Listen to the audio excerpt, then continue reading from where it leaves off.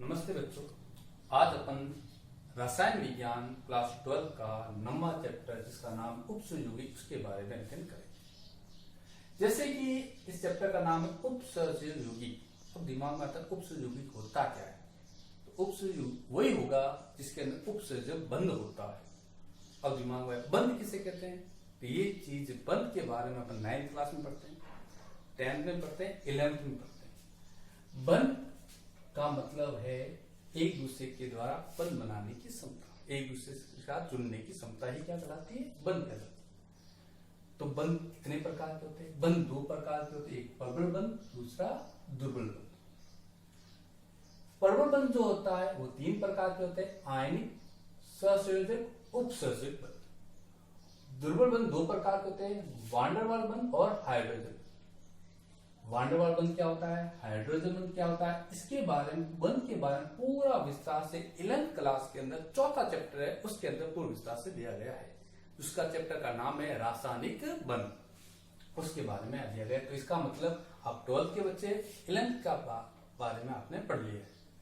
फिर भी मैं बताना चाहता हूँ आयनिक बंध, जैसे नाम से मालूम पड़ रहा, आयनिक मतलब आयनों के द्वारा बनने वाला बंध क्या कहलाता है, आयनिक बंध। फॉर एग्जाम्पल जैसे अपन लेते हैं NaCl। NaCl में कौन सा बंध पाया जाता है, आयनिक बंध। कैसे कंफर्म करोगे, तो Na पर प्लस चार्ज, Cl पर नेगेटिव चार्ज, इसके द्वारा इसका मतलब इसमें 2 आयन पाए जाते हैं, एक धनात्मक और दूसरा ऋणात्मक। अतः इसमें कौन सा बंध पाया जाता है, आयनिक। अब दूसरा आता है सहसंयोजक बंध। सहसंयोजक बंध का मतलब है इलेक्ट्रॉन के साझे के द्वारा बनने वाला बंध क्या कहलाता है, सहसंयोजक बंध कहलाता है। फॉर एग्जाम्पल इसकी बात करें तो F2 के अंदर कौन सा बंध पाया जाता है, सहसंयोजक बंध। कैसे मालूम किया, तो अपन जानते हैं कि फ्लोरीन के बाइटम कोष में कितने इलेक्ट्रॉन होते हैं, 7। 1 2 3 4 5 6 7। इसी प्रकार दूसरे फ्लोरीन के अंदर कितने इलेक्ट्रॉन होंगे, 7, ये 7। तो ये दोनों जब इलेक्ट्रॉन अपना साझा करेंगे तो ये बंध का निर्माण होगा और इनमें अष्टक क्या हो जाएगा, पूर्ण हो जाएगा। देखो इसमें भी कितने होंगे, 1 2 3 4 5 6 7 8, इसमें भी कितने हो गए, 8। अतः इलेक्ट्रॉन के साझे के द्वारा बनने वाले बंध को क्या कहते हैं, सहसंयोजक। उपसर्जक बंध सिंपल सा आप 11th क्लास में पढ़ते हो, 9th क्लास में पढ़ते हो। उपसर्जक का मतलब है जब एक परमाणु अपने एकांक की इलेक्ट्रॉन देता है और दूसरा परमाणु लेता है। अतः इस प्रकार के बंध को अपन कहते हैं दाता ग्राही बंध। फॉर एग्जांपल इसमें बात करें तो अमोनियम आयन NH4 में कौन सा बंध पाया जाता है, उपसर्जक बंध पाया जाता है। कैसे कंफर्म किया आपने, तो अमोनियम आयन का निर्माण कैसे होगा, ammonia plus H+ ion. Ammonia की संरचना देखें तो नाइट्रोजन के बाइटम कोष में कितने इलेक्ट्रॉन होते हैं, 5। 1 2 3 4 5।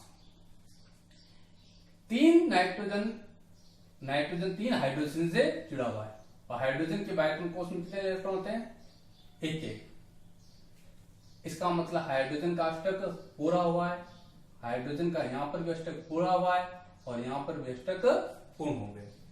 नाइट्रोजन की बात करें, यहां देखो 1 2 3 4 5 6 7 8, इसका मतलब है कि नाइट्रोजन का भी अष्टक पूरा हो गया। परंतु H+ आयन के साथ भी क्या कर रहा है, एक बंध का निर्माण कर रहा है। H+ आयन में बोलो कितने इलेक्ट्रॉन है, कितने इलेक्ट्रॉन है, 0। इसके पास कोई इलेक्ट्रॉन नहीं होगा। क्यों नहीं होगा, क्योंकि हाइड्रोजन के पास कितना इलेक्ट्रॉन होता है, हाइड्रोजन के पास 1 इलेक्ट्रॉन होता है। और जब किसी परमाणु पर आवेश आता है इसका मतलब उसने 1 इलेक्ट्रॉन त्याग दिया, इसका मतलब इसके पास कोई इलेक्ट्रॉन नहीं। परंतु जब ये 2 इलेक्ट्रॉन देगा तो ये बंध का निर्माण होगा। इस बंध को क्या कहते हैं, उपसर्जक बंध कहते हैं। उपसर्जक बंध को एक एरो तीर के द्वारा दर्शाया जाता है, जिसमें नाइट्रोजन तो अपने इलेक्ट्रॉन एकांक की इलेक्ट्रॉन युग्म दे रहा है और हाइड्रोजन ले रहा है। यहाँ किसी प्रकार से इलेक्ट्रॉन का साझा नहीं हो रहा है, नाइट्रोजन दे रहा है और हाइड्रोजन ले रहा है। इस प्रकार के बंध को क्या कहते हैं, उपसर्जक बंध कहते हैं। अतः इस प्रकार के यौगिकों में एरो वाले बंध पाए जाएंगे उसे क्या कहेंगे, उपसर्जक यौगिक कहेंगे। तो कहने का मतलब ये छोटी चीजें अपने 9th में पढ़ी, 10th में पढ़ी, 11th पढ़ी, विस्तार अपन किसमें पढ़ेंगे? 12th क्लास के अंदर। 12th क्लास के अंदर एक छोटा सा टॉपिक उपसर्ग यौगिक को बड़े विस्तार से पढ़ाया गया है, बताना पड़ेगा अपन को। अभी तक अपने जो पढ़ा वो बेसिक था, उसका विस्तार 9th में, 10th में, 11th में देगा। अब अपन पढ़ने जा रहे हैं ओनली फॉर 12th क्लास, जिसका नाम है उपसर्जक यौगिक। इस 12th क्लास का जब चैप्टर शुरू होता है तो बेसिक चीज दी गई है, योगात्मक यौगिक, दिक् लवण। उसके बारे में अपन 2 मिनट से चर्चा कर लेते हैं। योगात्मक यौगिक नाम से पढ़ने मिल रहा है योगात्मक, एडिशन। एडिशन का मतलब है दो सरल यौगिक को जोड़ना, और जोड़ के बड़े यौगिक का निर्माण होता है, उसे अपन क्या कहते हैं? योगात्मक यौगिक कहते हैं। फॉर एग्जाम्पल मैंने लिया पोटेशियम सल्फेट, एक लिया एल्यूमिनियम सल्फेट और हाइड्रेट, तो एक बड़े क्रिस्टल का निर्माण हुआ, उसे कहता है पोटास एल्यूम। यही कहलाती है अपनी फिटकरी। आपने देखी होगी फिटकरी जो क्रिस्टल फॉर्म में होती है। और एग्जाम्पल ले लेते हैं फेरस सल्फेट, अमोनियम सल्फेट और हाइड्रेट लेंगे तो एक सॉल्ट क्रिस्टल का निर्माण होगा, उसे कहते हैं फेरस अमोनियम सल्फेट, जिसका सिंपल नाम है मोहर लवण। ये बेसिक है कि भाई लवण में और यौगिक में क्या डिफरेंस, इसके बारे में थोड़ा बताया गया है, इसके बारे में देखते हैं। खास इस पे कोई फर्क नहीं पड़ता। एक ध्यान रखो, इस चैप्टर को मैं पूरा इस चैप्टर को आपको ध्यान रखना एमएल के बारे में, ये पूरा चैप्टर मैं एमएल के आधार पर पूरा खत्म करूंगा। तो इस एमएल के बारे में आपको विस्तार से समझना है। एमएल क्या होता है उसके बारे में आपको 2 मिनट में बताएंगे। फिर आपकी बुक के अंदर दिया है दिक् लवण और संकुल यौगिक में क्या डिफरेंस है। दिक् लवण वही बात जो मैंने कहा था, योगात्मक यौगिक आपस में मिलकर बड़े यौगिक का निर्माण करते हैं, क्रिस्टल का निर्माण। परंतु दिक् लवण और संकुल यौगिक में क्या डिफरेंस है? दिक् लवण का मतलब है ऐसे यौगिक जो क्रिस्टलीय अवस्था में अपना अस्तित्व रखते हैं, जैसे ही उसको जल में या गलित अवस्था में रखेंगे तो आयनों में टूट जाते हैं, उसे अपन कहते हैं दिक् लवण। अभी मैंने कहा था ये बढ़िया अपना क्रिस्टल फेरस अमोनियम सल्फेट। इस लवण को मैं इस क्रिस्टल को जब जल में डालूंगा तो क्या देगा? Ferrous ion, sulphate ion, ammonium ion और जल का आयन। मतलब इस जो क्रिस्टल था वो आयनों में टूट जाएगा। जो आयनों में टूट जाता उसे कहते हैं अपन दिक् लवण कहते हैं। बोर्ड एग्जाम पूछा जा सकता है दिक् लवण और संकुल यौगिक में क्या अंतर है, 1 नंबर का क्वेश्चन बन सकता है। इस कारण में इस टॉपिक को लिया है। संकुल यौगिक, संकुल यौगिक को, उपसर्जक यौगिक को, समन्वय मंडल को, ये सभी एक ही नाम है। कंफ्यूज करने के लिए 2-3 अलग नाम दिए गए। इसका मतलब आपके दिमाग में रहना चाहिए कि उपसर्जक यौगिक का नाम क्या नाम है? संकुल यौगिक, और इसी का नाम क्या है? समन्वय मंडल है। अब क्या आपके दिमाग में संकुल यौगिक किसे कहते हैं? संकुल यौगिक का मतलब कॉम्प्लेक्स। कॉम्प्लेक्स का मतलब है ऐसा यौगिक जो क्रिस्टलीय अवस्था में स्थित रहेगा, उसके साथ साथ वो जलीय अवस्था में, गलित अवस्था में अपना स्थायित्व रखता है। इसका कहने का मतलब है ऐसे यौगिक जिसको जल में डालने पर आयन अपने आयन नहीं देता है, आयनों के प्रेशर नहीं देता है, उसे अपन क्या कहते हैं? संकुल यौगिक कहते हैं। फॉर एग्जाम्पल मैंने एक प्रकार का यौगिक लिया, ये यौगिक लिया, इसको मैं जल में डालूंगा तो पोटेशियम आयन का टेस्ट तो देगा, पोटेशियम आयन का टेस्ट तो देगा, परंतु ये आयनों में नहीं टूटेगा। इसका मतलब फेरस और साइनाइड का टेस्ट नहीं देगा। जो कहने का मतलब है जो जलीय अवस्था में अपना स्थायित्व रखता है, आयनों में नहीं टूटता है, उसे कहते हैं संकुल यौगिक। संकुल का इंग्लिश में कहते हैं कॉम्प्लेक्स, जटिल यौगिक। मतलब जो आयनों में नहीं टूटता है उस संकुल यौगिक को अपन कहते हैं उपसर्जक यौगिक कहते हैं। चाहे संकुल यौगिक हो चाहे उपसर्जक यौगिक को कैसे आइडेंटिफाई करें, कैसे पहचानें, उसको आइडेंटिफाई करने के लिए, पहचानने के लिए अपन को याद रखना चाहिए ML। अब आप कहोगे ML क्या है? M का मतलब होता है मेटल, L का मतलब होता है लिगेंड। मतलब मेटल व लिगेंड से बने यौगिक क्या कहलाते हैं? उपसर्जक यौगिक कहलाते हैं, या उन्हें क्या कहते हैं अपन? संकुल यौगिक कहते हैं। आपके 12th क्लास में जो मेटल दिए गए वो डी ब्लॉक के तत्व दिए गए। मैक्सिमम जो तत्व है कौन से? डी ब्लॉक के। और डी ब्लॉक के अंदर भी कौन सी? 3D सीरीज है, ना कि 4D ना कि 5D। इसका मतलब आपके 12th क्लास के अंदर उपसर्जक के बारे में थोड़ा सा विस्तार से वर्णन। अगर 4D 5D देंगे तो चैप्टर और बढ़ जाएगा। उसका विस्तार यहां ना देके बीएससी के अंदर, बीएससी फर्स्ट ईयर के अंदर इसका विस्तार दिया गया है। डी ब्लॉक को ही क्यों लिया मेटल के अंदर? क्योंकि डी ब्लॉक के अंदर रिक्त दिक्कक्षक पाए जाते हैं और उनकी ऊर्जाएं समान होती है। इस कारण मैक्सिमम जो मेटल लिए जाते हैं जो डी ब्लॉक के तत्व ही लिए जाते हैं। तो इसके बाद मेटल के बारे में आपके दिमाग में कंसेप्ट अब होता है लिगेंड। लिगेंड किसे कहते हैं? लिगेंड का मतलब होता है जो अपने एकांकी इलेक्ट्रॉन युग्मों को दान करता है, उससे क्या कहते हैं? लिगेंड कहते हैं। इसी आधार पर एक 11th में आप पढ़ते हो अम्ल सार के सिद्धांत, अम्ल सार सिद्धांत, जो 11th क्लास का 7वां चैप्टर है, जिस चैप्टर का नाम है साम्य अवस्था। ये चैप्टर उपसहयोगी के अंदर अपन 11th क्लास 9th क्लास सभी चैप्टर के साथ लेंगे, तो उसका आपका मतलब 11th क्लास का बेसिक आपका अच्छा क्लियर होना चाहिए। साम्य अवस्था में अम्ल सार के कई सिद्धांत दिए गए हैं। लुईस अम्ल सार सिद्धांत, बार्नस्टेड अम्ल सार सिद्धांत, आर्नेस का सिद्धांत। तो उसमें बताया गया है लुईस अम्ल सार की बात करें तो कहता है लुईस अम्ल उसे कहते हैं जो एकांकी इलेक्ट्रॉन युग्म को ग्रहण करता है, उसे क्या कहते हैं? लुईस अम्ल कहते हैं। जो एकांकी इलेक्ट्रॉन युग्म को दान करता है उसे सार कहते हैं। अतः मेटल जो होंगे, जो मेटल जो होंगे हमेशा लुईस अम्ल होते हैं और सार जो होते हैं, लिगेंड जो होते हैं, वो लोग हमेशा लुईस सार होते हैं। यहां से कंप्यूटर एग्जाम में प्रश्न पूछा जाता है, कई बार प्रश्न पूछा भी गया, नॉर्मल एग्जाम में नीट जेईई में पूछा जाता है कि लिगेंड की प्रवृत्ति होती है लुईस अम्ल, लुईस सार, उदासीन या कोई ऑप्शन बना के दे सकता है। तो ध्यान रखना लिगेंड की प्रवृत्ति क्या होती है? लुईस सार होती है। लुईस सार का मतलब होता है जो अपने एकांकी इलेक्ट्रॉन युग्मों को दान करता है। जब ये एकांकी इलेक्ट्रॉनों को दान करेगा और मेटल क्या करेगा? एकांकी इलेक्ट्रॉन को युग्म को ग्रहण करेगा। तो इसका मतलब अभी मैंने बताया था उस बंध का मतलब क्या होता है? ये लिगेंड देगा, मेटल लेगा, इसका मतलब इस प्रकार एरो का निर्माण होगा। जब ये एरो का निर्माण होगा उसके अंदर कौन सा बंध पाया जाएगा? उपसहसर्ग बंध पाया जाएगा, जो मैंने आपको पहले इंट्रोडक्शन के अंदर समझाया था। इसका मतलब ये क्या होगा? इलेक्ट्रॉन देने वाला, ये क्या होगा? इलेक्ट्रॉन लेने वाला। इस कारण उपसर्ग बंध का दूसरा नाम होता है दाता ग्राही बंध होता है। तो आपको संकुल योगी, उपसहयोगी के बारे में मैंने मेटल और लिगेंड के बारे में बताया। अब लिगेंड भी बहुत सारे होते हैं। लिगेंड की बात करें, लिगेंड के प्रकार, एक दंतु लिगेंड, इंग्लिश में कहते हैं मोनोडेटेड लिगेंड, द्विदंतु लिगेंड, त्रिदंतु लिगेंड, बहुत सारे होते हैं। अब एक दंतु लिगेंड का मतलब क्या है? देखो किताब में थोड़ा कंफ्यूज हो जाओगे आप, इस चीज को मैं बिल्कुल क्लियर कर देता हूं। एक दंतु लिगेंड किसे कहते हैं? एक दंतु लिगेंड का मतलब होता है ऐसे लिगेंड जो केंद्रीय परमाणु के साथ एक उपसहसर्ग बंध का निर्माण करता हो, उसे कहते हैं एक दंतुक लिगेंड।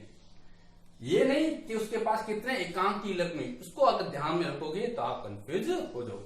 कहने का मतलब है ये एक एरो का निर्माण हो, उसे क्या कहते हैं? एक दंतुक लिगेंड कहते हैं। कैसे कंफ्यूज हो गए अभी मैं 2 मिनट में बताता हूं। जैसे आप देखोगे H2 जल, जल में देखा तो आप देखोगे जल के अंदर ऑक्सीजन के पास 2 एकांकी इलेक्ट्रॉन। आप सोचोगे ये ऑक्सीजन एटम है जो दो उपसर्ग बंध का निर्माण करेगा, परंतु वाकई में यहां पर कितना करता है? एक ही बंध का निर्माण करता है।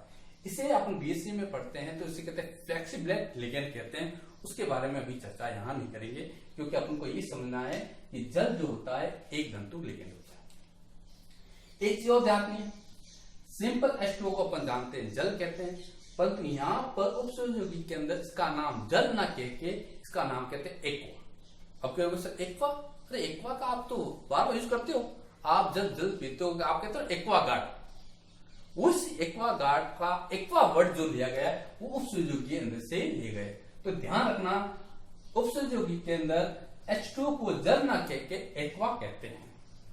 चलो ये H2O का नाम क्या हो गया? एक्वा हो गया। यहां तो क्लियर होगी।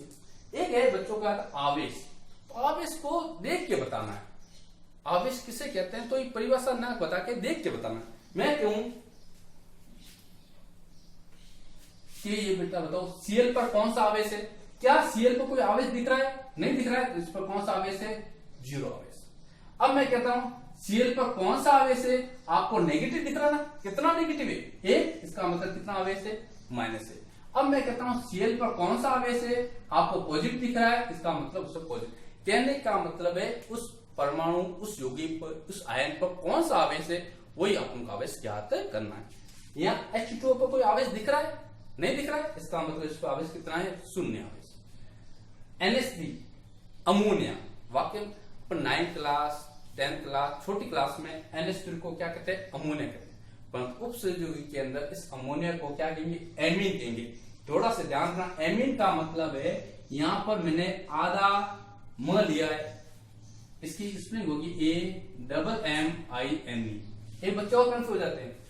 अपन पढ़ेंगे इसी के अंदर nitrogen content chapter, organic chapter, उसमें NH2 को कहते हैं एमीन। इस एमीन और इस एमीन में डिफरेंस है। क्या डिफरेंस है? इसमें इसकी स्पेलिंग है AMINE, इसमें एक M है और इसमें डबल M है। ये चीज भी ध्यान रखनी है। अब इसका कहां उपयोग करेंगे? क्योंकि अगला जो टॉपिक पढ़ेंगे उसमें से क्वेश्चन बोर्ड में 100% आता है, कई 10 साल से आ रहा है। क्या आएगा कि सहयोगी का नाम लिखिए, तो नाम लिखना है तो उस समय उसमें डबल M का उपयोग करेंगे। तो अमोनिया को क्या कहेंगे? यहाँ पर अमोनिया ना कहेंगे, क्या कहेंगे? एमीन कहेंगे। क्या इस पर भी कोई आवेश दिख रहा है? नहीं दिख रहा है, तो इस पर कौन सा आवेश होगा? शून्य। जब दो इलेक्ट्रॉन होते हैं किसी प्रकार का बंध का निर्माण नहीं करते हैं, उसे अपन क्या कहते हैं? एकांकी इलेक्ट्रॉन युग्म अर्थात लोन पेयर ऑफ इलेक्ट्रॉन कहते हैं। CN को अपन कहते हैं, पूरा नाम होता है साइनाइड, परंतु यहां पर जो पीछे आइड है, डाइड है, इसको हटाकर ओ लगाते हैं। इसका मतलब साइनाइड नहीं कहेंगे, इसको कहेंगे क्या कहेंगे? साइनो कहेंगे।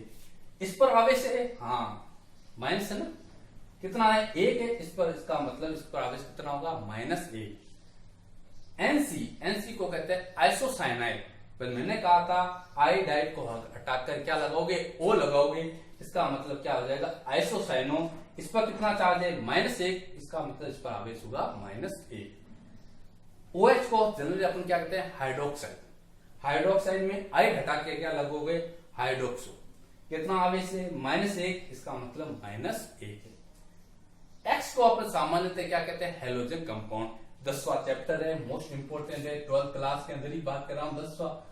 12th क्लास के अंदर 10वां चैप्टर इस हेलोजन पर डिपेंड करता है। हेलोजन को सामान्यतः X के रूप में दर्शाया जाता है। और जानते हो हेलोजन तत्व कौन से होते हैं? तो फ्लोरीन, क्लोरीन, ब्रोमीन, आयोडीन, ये हेलोजन तत्व होते हैं जो कि आवर्त सारणी के अंदर 17वें वर्ग में पाए जाते हैं। मुख्यतः इन तत्वों के अंदर बायोएटम कोष में कितने इलेक्ट्रॉन होते हैं? तो मैं बताया था, फ्लोरीन का एग्जांपल लिया था मैंने बेसिक कंसेप्ट के अंदर, तब मैंने कहा था फ्लोरीन के बायोएटम कोष में कितने इलेक्ट्रॉन होते हैं? 7 इलेक्ट्रॉन। सभी चीजें, चाहे आप हो चाहे हम हो, सभी क्या चाहते हैं? स्थिरता प्राप्त करना चाहते हैं। और केमिस्ट्री के अंदर स्थिरता कौन प्राप्त कर सकता है? जिसके बायोएटम कोष में 8 इलेक्ट्रॉन, मतलब अष्टक नियम का पालन करता हो। फ्लोरीन के बायोएटम कोष में अभी मैंने बताया कितने इलेक्ट्रॉन थे? बायोएटम कोष में 7 इलेक्ट्रॉन थे। इसका मतलब इसके पास 1 इलेक्ट्रॉन की कमी है।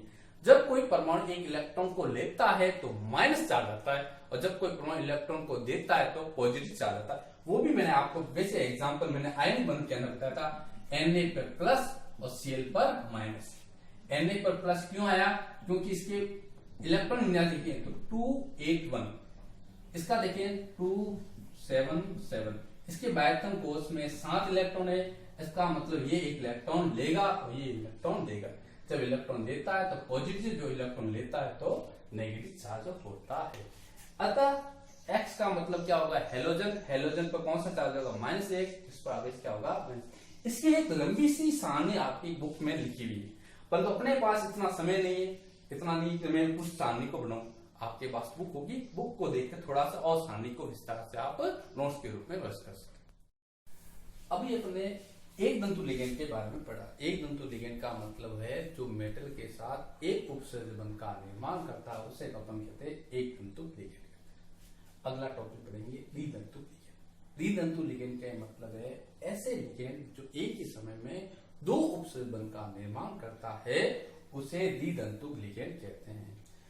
अपने बुक के अंदर मुख्यतः 3 है, मैंने 2 बताए, 2 और 1 आप देख लेना बुक के अंदर। एक लिया मैंने, इसका नाम है CH2 CH2 NH2 NH2, इसका पूरा नाम है एथिलीन डाइएमीन। अब बताओ इस पर कितना कोई आवेश दिख रहा है क्या? कोई पॉजिटिव चार्ज, कोई नेगेटिव चार्ज दिख रहा है क्या? नहीं दिख रहा है, इसका मतलब इस पर कितना आवेश होगा? 0 आवेश। अब ये बताओ कि इसके अंदर एथिलीन डाइएमीन के अंदर कौन सा तत्व है जो मेटल के साथ उपसर्जन बनाएगा? तो आपको ध्यान रखना है कि नाइट्रोजन के पास क्या होता है? एक एकांकी इलेक्ट्रॉन युग्म होता है। अतः नाइट्रोजन परमाणु क्या देगा? अपने एकांकी इलेक्ट्रॉन युग्म मेटल को देगा, उपसर्जन का निर्माण करेगा। यहाँ पर 2 है, इसका मतलब ये 1 और ये 2, ये मेटल के साथ एक समय में 2 उपसर्जन का निर्माण कर रहा है। इसका मतलब ये कौन सा लिगेंड हो गया? द्वितंतु लिगेंड हो गया। द्वितंतु इस एथिलीन डाइएमीन को शॉर्ट में अपन कहते हैं EN, ये भी ध्यान रखना है, इसको शॉर्ट में क्या कहते हैं? EN कहते हैं। दूसरा है ऑक्सैलिक एसिड। ऑक्सैलिक एसिड का सूत्र होता है COOH, COOH। यहां से H निकलेगा तो क्या बन जाएगा? ऑक्सलेट। क्या बन जाएगा? ऑक्सलेट। ये रहा ऑक्सलेट। इसको शॉर्ट में क्या कहते हैं? OX। यहां पर आपको कितना आवेश दिख रहा है? तो एक नेगेटिव ऑक्सीजन पे दिख रहा है, एक यहाँ ऑक्सीजन। इसका मतलब इस पर कितना आवेश हो गया? -2 आवेश हो गया। इसका मतलब ये भी कितने बंध बनाएगा? 2 बंध बनाएगा। इसका मतलब ये कौन सा है? द्वितंतु लिगेंड।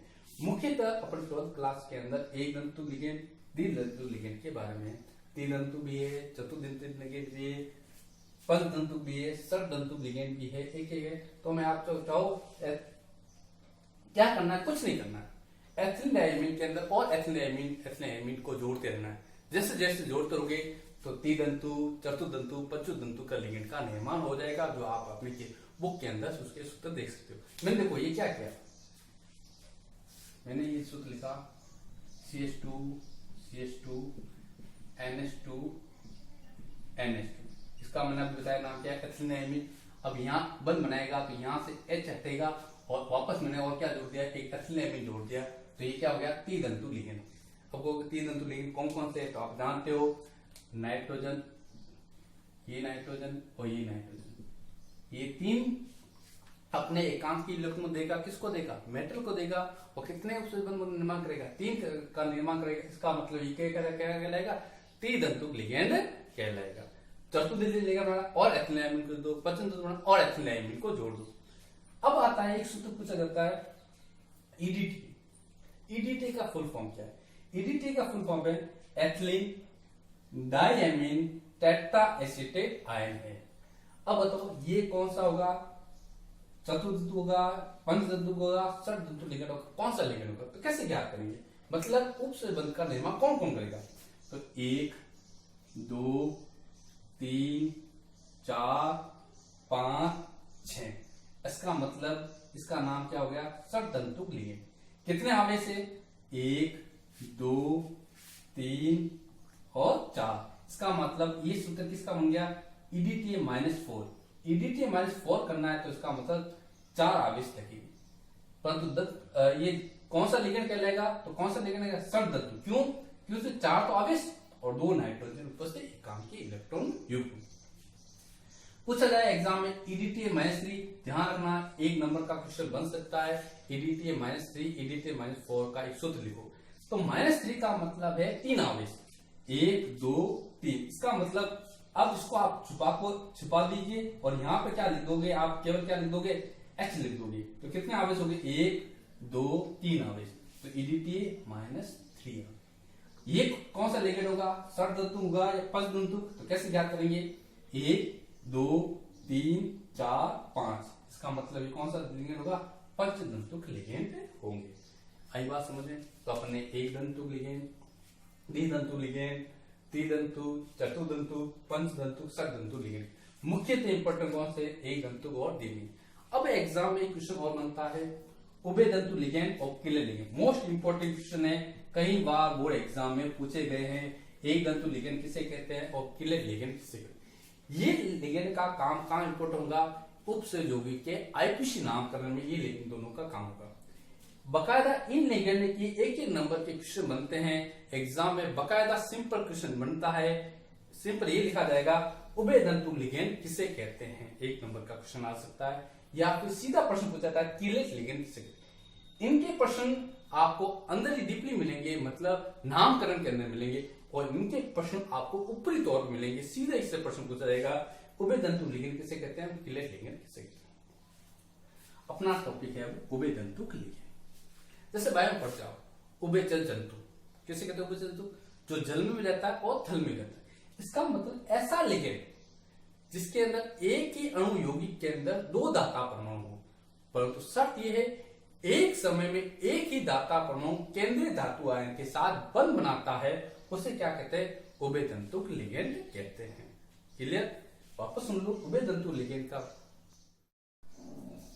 अभी मैंने आपको उभय तंतु लिगेंड बताया, इसकी परिभाषा को आप सुन लो। ऐसे लिगेंड जिसके पास दो दाता परमाणु हो, दो दाता परमाणु हो, परंतु बहुत इंपोर्टेंट वर्ड लिखा मैंने यहाँ पर, परंतु एक समय में एक ही लिगेंड केंद्रीय धातु आयन के साथ उपसर्ज बंध का निर्माण करता है, उसे क्या कहते हैं, उभय तंतु लिगेंड। फॉर एग्जाम्पल जैसे अपन कहते हैं नाइट्रो NO2। इस नाइट्रो को मैंने इस फॉर्म में लिखा, इस फॉर्म में लिखा, तो ये नाइट्रोजन मेटल के साथ एक उपसर्ज बंध का निर्माण करता है। इसका मतलब यहां दाता परमाणु कौन सा होगा, नाइट्रोजन। इस नाइट्रोजन को मैं दूसरे रूप में लिखता हूं, ये देखो नाइट्रोजन का मतलब है NO2, यहां पर देखो N 2 ऑक्सीजन, यहां पर देखो N 2 ऑक्सीजन, इसका मतलब दोनों कौन सा है, नाइट्रो। परंतु यहां पर कौन सा दाता परमाणु है, ऑक्सीजन है, इसका मतलब इसका नाम होगा नाइट्रो, इसका नाम है नाइट्राइट्रो। क्लियर? दो दाता परमाणु है, तो एक समय में एक ही दाता परमाणु केंद्रीय धातु आयन के साथ उपसर्ज बंध का निर्माण कर रहा है। उपसर्ज बंध का मतलब समझिए एरो का निर्माण हो रहा है, इसका मतलब क्या कहलाएंगे, उभय तंतु लिगेंड। एक एग्जांपल और CN को भी मैंने आपको एक तंतु लिगेंड के अंदर बताया था, क्या नाम बताया, साइनो। तो इसके साइनो के अंदर ये C है, मेटल के साथ बंध बना रहा है, इसका मतलब यहाँ दाता परमाणु कौन हो गया, कार्बन C हो गया, और यहाँ दाता परमाणु कौन हो गया, N हो गया। इसका मतलब इसे क्या कहते हैं, उभय तंतु लिगेंड। इसके अंदर कार्बन भी बंध बना सकता है और नाइट्रोजन बंध बना सकता है, परंतु एक समय में एक कार्बन के साथ बना रहा है और ये किसके साथ बना रहा है, नाइट्रोजन के साथ बना रहा है। इसका मतलब इसे क्या कहते हैं, उभय तंतु लिगेंड कहते हैं। मोस्ट इंपोर्टेंट है, 12th क्लास के अंदर बोर्ड के क्वेश्चन बनता है। कीलेट लिगेंड, इस प्रकार के लिगेंड क्या होते हैं, बहुतंतु लिगेंड। बहुतंतु लिगेंड का मतलब जिसके अंदर दो या दो से अधिक उपसर्ज बंध का निर्माण होता है, उसे अपन क्या कहते हैं, बहुतंतु लिगेंड। जो केंद्रीय धातु आयन के साथ एक वलय का निर्माण करता है, उसे क्या कहते हैं, कीलेट लिगेंड कहते हैं। फॉर एग्जाम्पल याद, ये मैंने कौन सा लिगेंड लिया, अभी बताया था, ethylene diamine EN, CH2 CH2 NH2 NH2। ये इसके कितने मोल लिए मैंने, 2 मोल लिए। ये कितने, और ये केंद्रीय धातु आयन के साथ क्या कर रहा है, एक वलय का निर्माण कर रहा है, इसको क्या कहते हैं, कीलेट लिगेंड। एक एग्जांपल और देखो, यहां मैंने आपको पहले ही बताया उपसहयोगी का मतलब क्या होता है, Ml। M कौन सा है, मेटल कौन सा है, आयरन, और L लिगेंड क्या लिया, OX का फुल नाम मैंने पहले बताया, क्या नाम है, ऑक्सीलेटो। कितने हैं, 3, तो 1 2 और ये 3, और ये मेटल के साथ एक वलय का निर्माण कर रहा है, इसका मतलब कौन से लिगेंड है, कीलेट लिगेंड है। तो मेरे हिसाब से आपके जो कोर्स में लिगेंड थे, वो लिगेंड के बारे में पूर्णतः विस्तार से आपको समझा दिया है। एक चीज और आती है, मैंने पहले इस टाइम का समन्वय मंडल और आयनीय मंडल, तो ये भी थोड़ा सा समझ लो, समन्वय मंडल आयनीय मंडल क्या है। अभी मैंने एग्जांपल लिया था K4 FeCN6, जो कोष्टक में होता है, मैंने आपको पहले बताया था Ml को क्या कहते हैं, उपसर्ग यौगिक कहते हैं।